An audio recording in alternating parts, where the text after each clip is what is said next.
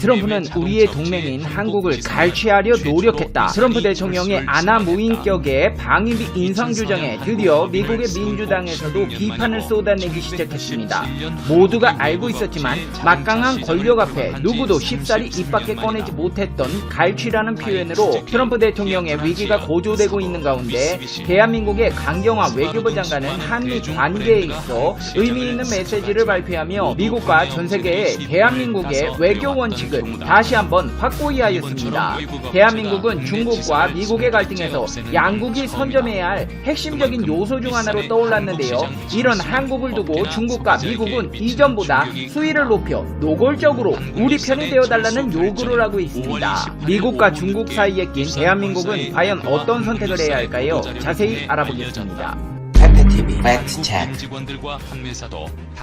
트럼프 대통령 미국 사람들이 보기에도 심해 보였나 봅니다. 미국 민주당이 정강 초안에서 도널드 트럼프 미국 대통령이 동맹관계를 훼손했다고 지적하며 한국과 방위비 분담금 협상에 대해서도 갈취라는 표현까지 사용해가며 강하게 비판했습니다. 정치 전문 매체 폴리티코에서는 최근 민주당 정강정책 초안을 공개했는데요. 80쪽 분량의 이 정강은 당 정강위원회에서 승인됐고 대의원 우편 투표를 거칩니다. 이 정강에 따르면 동맹 재창조 항목에서 도널드 트럼프 대통령은 우리의 적들이 꿈꿔온 방식으로 동맹을 훼손해왔다. 그 결과 오늘날 동맹 시스템은 냉전 이후 최대의 시험에 직면해 있다고 지적했습니다. 그러면서 그는 한반도 핵 위기 와중에 동맹의 방위비 분담금을 극적으로 인상하기 위해 우리의 동맹인 한국을 갈취하려고 노력했다고 지적했습니다. 갈취라는 표현까지 나올 정도라면 수위가 정말 강한 비판이라고 보여지는데요.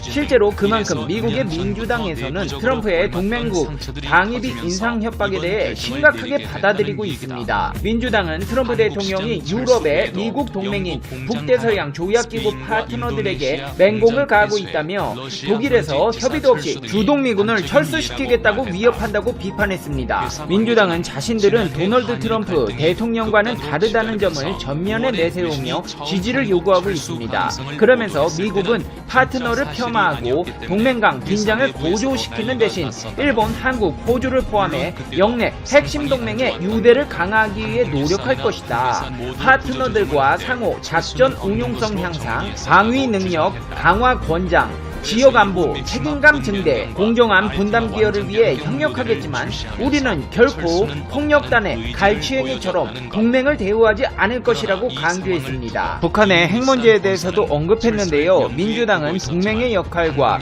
외교적 공조의 중요성을 강조해 구체적으로 우리는 동맹과 함께 그리고 북한의 외교를 통해 북한의 핵 프로그램과 호전성에 의해 제기된 위협을 제한하고 억제할 것이라고 적시했습니다. 또 우리는 기획하라는 더 장기적인 목표를 진전시키기 위해 지속적이고 공조하는 외교 캠페인을 구축할 것이라고 밝혔습니다. 트럼프 대통령 이쯤 되면 알아들어야 합니다. 대한민국을 향한 자신의 방위비 인상 요구가 터무니없었다는 것을.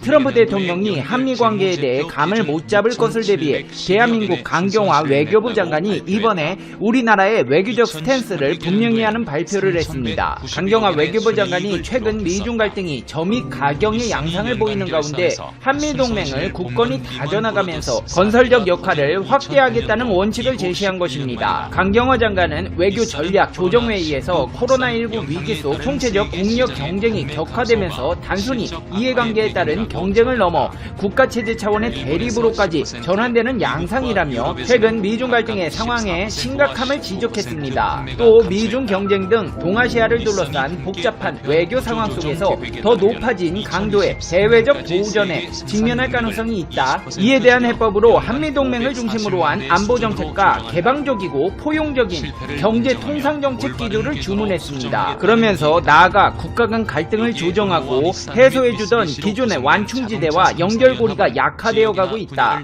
다양한 나라 입장이 조율되는 다자협력틀이 제대로 작동하지 못하고 있고 그 와중에 국제기구 역할이 소외되고 글로벌 공급망과 민간 교류가 위축되고 있다. 소소한 마찰도 격한 충돌로 확대될 수 있는 건 물론 타협점을 찾고 협력을 모색하는 게 더 어려워졌다. 이러한 상황에서 우리는 보다 이른 시점에 더 높아진 강도의 대외적 도전에 직면할 가능성을 엄중하게 인식하고 대비해야 한다. 국익과 원칙에 기반한 일관된 정책 기반을 선제적으로 확충하는 것이 더욱 중요해졌다고 강조했습니다. 그러면서 강경화 장관은 대한민국의 굳건한 4가지 외교적 지향점을 제시했는데요. 첫째, 안보 분야에서의 한반도와 동북아의 평화 안정의 주춧돌인 한미동맹을 굳건히 다져가면서 영내 안정성이 강화되도록 우리의 건설적 역할을 확대해 가야 한다. 둘째, 경제 통상 분야에서는 공정하고 호혜적인 동시에 개방적이고 포용적인 방향으로 규범 기반 접근을 강화해 나가야 한다. 셋째, 과학기술 분야에선 전략적 개방성을 견지하는 가운데 기술 안보를 강화하기 위한 노력도 병행해야 한다. 넷째, 가치 규범 분야에선 인류가 공동으로 추구하는 가치를 실질적으로 증진하는 데 기여해 나가야 한다. 이 말을 종합해보자면 한미동맹은 굳건히 유지해가며 경제 분야에서 공정하게 중국이나 미국 가리지 않고 개방적이고 포용적인 방향으로 협력하겠다. 과학기술 분야에서는 우리나라 기술 빼가는 나라들에 대해 견제하며 기술 안보를 강화하고 마지막으로 코로나19 치료약이나 백신과 같은 인류가 공동으로 추구하는 가치에는 실질적 증진을 위해 노력하겠다는 것입니다. 다소 원칙적이고 뻔하게 들릴 수 있는 이 발언들은 미국과 중국에게 경각심을 가지게 하고 있습니다. 한미동맹, 경제 분야의 개방적인 협력, 중국과 미국 어느 국가 하나 긴장의 끈을 놓을 수 없습니다.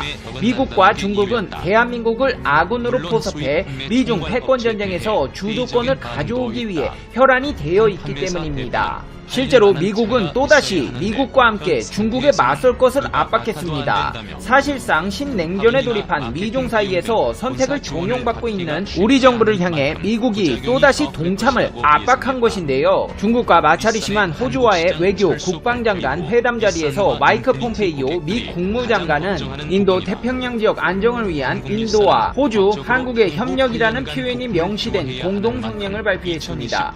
중국에 맞설 국가로 인도, 호주와 함께 한국을 거명한 것인데요. 공교롭게도 이들 모두 미국의 G11 구상에 포함되어 있어 G11 구상도 같은 목적이 아니냐는 분석이 나오고 있습니다. 미국이 이 같은 노골적인 구애로 동맹들의 협력을 요구하고 나서자 중국에서도 발끈하고 나섰습니다. 미중 갈등이 가열되는 가운데 중국 외교부에 따르면 왕이 중국 외교 담당 국무위원 겸 외교부장이 장이브 르드리앙 프랑스 외무장관과의 통화에서 작심한 듯 미국을 무지막지하다고 맹비난하면서 단호히 대응할 것임을 분명히 하며 미국에 대한 불만을 쏟아냈습니다. 왕이 국무위원은 현재 미중 관계가 국제사회의 우려를 자아내고 있다. 근본 원칙은 미국 내 일부 정치 세력이 정치적 고려와 패권 유지를 위해 중국을 전방위로 억압하고 핵심 이익을 건들고 있기 때문이다. 이런 행태는 국가 간의 최소한의 예의마저 상실한 채 기본을 무너뜨린 적나라한 강권 정치다. 마이크 폼페이오 미국 국무장관의 최근 대중국 비난 발언은 냉전주의적 사고라고 주장했습니다. 또 미국은 최근 미국 우선주의를 내걸고 일방주의 길로 가면서 국제 의무를 저버리고 있다. 미국은 신종 코로나 바이러스 감염증 사태를 맞아 국제사회의 반대에도 세계보건기구 탈퇴를 선언하는 등 대국의 책임을 회피하고 있다. 미국은 현재 국제질서의 가장 큰 파괴자가 돼 역사의 흐름과 국제사회의 반대편에 서 있다. 좌충우돌하고 무지막지한 미국에 대해 중국은 단호하고 이성적으로 대응할 것이라고 강조했습니다. 미국과 중국 이 정도면 무기만 안 들었지 말로 할 수 있는 싸움에서는 상황이 극으로 치닫게 된 것으로 보이는데요. 이런 와중에 미국의 손을 뿌리치고 적극적으로 중국의 편에서 중국을 지지하고 나선 국가가 있어 세간의 이목을 집중시키고 있습니다. 바로 필리핀입니다. 로드리고 두테르테 필리핀 대통령이 의회 연설에서 중국 정부의 남중국해 영유권 주장을 인정하겠다는 뜻을 공식적으로 밝힌 것입니다. 외신에 따르면 두테르테 대통령은 연설에서 중국으로부터 섬을 돌려받으려면 전쟁을 해야 하는데 나는 그것을 감당할 수가 없다. 나는 이 상황을 기꺼이 받아들일 것이다. 시진핑 중국 국가주석과 통화했는데 중국이 백신을 개발하면 우리가 먼저 맞을 수 있게 해달라고 했다. 아니면 우리가 먼저 구입할 수 있도록 해달라고 간청했다며 다소 굴욕적으로 보일 수 있는 발언을 이어갔습니다. 이를 두고 필리핀의 행보가 너무 중국에 굴종적이라는 비판이 쏟아지고 있습니다. 게다가 지금까지 미국의 편에 서서 중국의 주장에 맞서왔던 필리핀이 자신들의 영유권 주장을 돌연 포기하면서 미국의 강력한 우방으로 인식되었던 필리핀의 태도 변화로 동남아시아에서의 미국, 중국의 영향력 균형 추가 중국 측으로 기우는 것 아니냐는 관측까지 나오고 있습니다. 2016년부터 재임한 필리핀 두테르테 대통령은 그동안에도 중국과 미국 사이에서 줄타기를 해왔습니다. 하지만 이번 연설에서 노골적으로 드러난 두테르테의 친중 행보는 남중국해를 둘러싼 미중 갈등 국면에서 중국으로서는 반갑지 않을 수 없는 소식인데요. 두테르테 발언에 대해 왕원빈 중국 외교부 대변인은 필리핀 국민의 기대와 평화 발전의 흐름에 부합한다며 우선적으로 필리핀 측에 코로나 백신 공급 요구를 고려할 것이라고 했습니다. 이번 연설로 필리핀은 중국의 편으로 넘어간 듯 보입니다. 과연 대한민국은 어떤 선택을 할지 귀추가 주목되고 있습니다. 이제 페페TV의 결론입니다. Conclusion. 페페TV. 아니 이 필리핀 너무 뭐라고 해야 되지? 좀 모양 빠지는 거 아닙니까? 남중국해 가져가고 백신 개발되면 우리 좀 주세요 하는 거잖아요. 그것도 개발된 것도 아니고 개발되면 달라는 게 참 이게 물론 그럴 일이 없겠지만 만약에 한국에서 대마도 일본 땅으로 인정할 테니까 우리 백신 개발되면 좀 주세요 하면 국민들이 가만히 있을까요? 그리고 솔직히 빌 게이츠도 투자할 만큼 대한민국에서 치료약, 백신 개발할 가능성도 높은데 저런 짓은 안 하겠죠. 우리나라에서 백신 나와서 예전에 진단키트 받을 국가 줄 서세요 했던 것처럼 다시 한번 전세계 국가들 줄 세웠으면 좋겠네요. 진짜 생각만 해도 기분이 좋아집니다. 페페TV 시청자 여러분은 어떻게 생각하세요? 페페TV는 여러분의 생각이 궁금합니다. 댓글로 여러분의 생각을 남겨주세요. 그러면 여러분 오늘 하루도 행복하세요. 시청해주셔서 감사합니다. 다음 영상에서 봬요. 안녕. 요미우리 신문은 4일 도쿄와 오사카 지역에서 코로나19로 숨진 사람 가운데 확진 판정일이 공개된 100명의 사례를 분석해보니 진단 결과가 나오고 평균 8월 7일 만에 사망한 것으로 파악됐다고 보도. 이번 분석 대상에는 사망 당일이나 사망 후 감염이 확인된 사람도 13명 포함. 요미우리는 감염 사실을 알게 된 단계에서 이미 증상이 악화한 사례도 있는 것으로 보인다며 신속한 검사와 중증화 대책의 필요성을 전함. 현재 일본에서는 발열 등의 증상을 보인 환자가 전문의 외래진료를 거쳐 PCR 검사 결과를 얻기까지 하루 이상 걸릴 수 있음.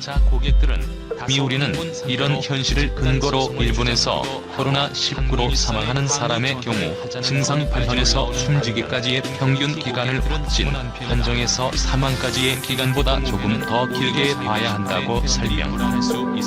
일본의 코로나19 누적 감염자는 지난 3일까지 15,790명, 사망자는 549명. 이에 따라 감염자 대비 사망자 비율은 3.5%를 기록.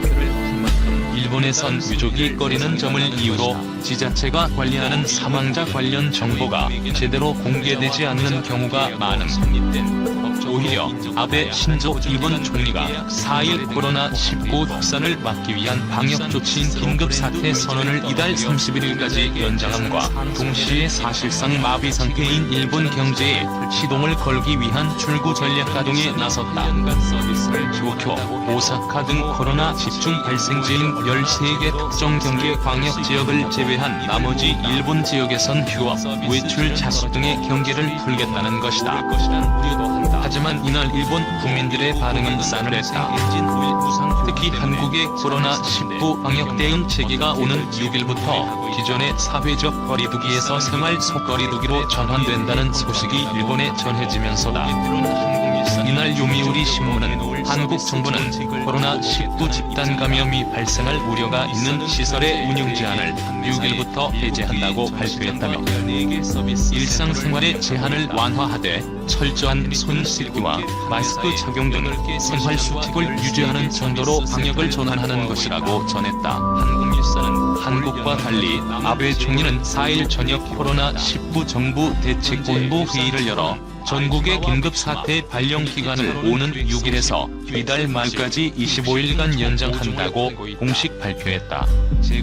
지난달 7일 도쿄도 오사카부 등 7개 광역 지역에 긴급사태를 선포한 뒤 같은 달 16일 전국으로 확대했음에도 사태 해결 기미가 안 보이는 데 따른 것이다. 이에 대해 일본에서는 양국의 방역 대응 과정 및 결과에 대한 비교와 함께 아베 정권에 대한 비난이 이어지고 있다. 한 네티즌은 인터넷 관련 기사 댓글에서 일본은 코로나19 검사 건수가 적고 감염 경로를 모르는 경우도 많아 감염자 수가 줄어들지 않는 것은 물론이고 전체 현황도 제대로 파악되지 않는다며 아베 총리는 코로나 대책에 관한 한 한국을 배우지 않으면 안 된다고 지적했다. 또 다른 네티즌은 일본은 마스크, 소독액 등 방역 물자는 물론이고 무엇보다도 검사 능력과 격리 능력에서 한국과 비교가 안 될 정도로 떨어진다. 코로나19 대책에서 일본은 한국, 대만 등 주변국에 완패했다. 이제 룩처팬의 시대는 끝났다. 고 비난을 쏟아냈다. 일본 국민들의 책임을 지적하는 의견도 있었다. 한 네티즌은 외국에서는 엄한 벌칙을 동반한 외출 제한을 실시하고 개인정보를 추적, 공개해도 국민들이 수용하고 있다면서 일본 국민은 불리한 점은 일절 받아들이지 않고 다른 나라와 같은 결과를 기대하는데 이는 매우 뻔뻔스러운 생각이라고 꼬집었다. 한편 일본 축소 왜곡 회피의 결과는 폭발. 북한과의 단절로 사살상 선거 같은 한국과 열도로 구성된 일본은 감염병에 대응하는데 지리적으로 비슷한 상황이었지만 일찌감치 다른 길을 갔다. 한국은 제한적 국경 봉쇄와 검역 강화를 선택한 반면 일본은 해상 격리를 뜻하는 미주기와 정책을 앞세워 적극적 봉쇄 정책을 폈다. 또 확진자를 찾아내는데 한국은 적극적이었던 반면 일본은 제한적 진단검사를 선택했다. 그 결과 한국에서 수백 명의 확진자가 나올 때 일본은 수십 명 수준에서 관리하고 있었다.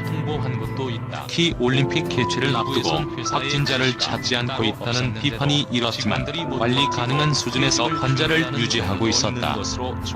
아베 정부의 눈 가리고 아웅식 방역 대책은 곳곳에서 실소를 자아냈다. 대표적인 사건은 지난 2월 발생한 다이아몬드 프린세스호 승객 선원의 하선 불가 조치다. 자국 영토의 감염 의심자가 발을 내딛지 않겠다는 원칙에 따라 내린 결정이었지만 환자와 일반인을 폐쇄된 곳에서 방치해 사태를 키운 결과를 낳았다. 이런 가운데 크루즈선에서 발생한 확진자를 자국 확진자에서 제외하는 왜곡된 통계를 세계보건기구를 통해 관철시켰다. 이런 가운데 일본 언론은 한국에 대해 유전자 증폭 검사 방식의 정확도가 낮다거나 대량 검사로 의료 붕괴가 낮다며 엉뚱한 주장을 펼치기도 했다. 우리의 공정 마스크에 해당하는 아베노 마스크는 자국민으로부터도 외면받는 정책이다. 가족당 임의 보급과 코와 입을 겨우 가려는 크기 등으로 놀림감이 되더니 최근에는 곰팡이 마스크가 발견돼 공분을 샀다. 5,200억 원을 들여 진행한 이 사업에 정부가 마지막까지 명단 공개를 회피했던 납품기업이 마스크 제조 경험이 없는 명세기업으로 밝혀져 정치권과의 유착 의혹이 커지고 있다. 이런 이유로 3월 50% 가까이 유지했던 아베 내각 지지율은 최근 40% 초반까지 내려앉았다. 일부 조사에서는 30%대를 나타내는 등 10년 가까이 정권을 쥔 아베 정권의 최대 위기로 평가받는다.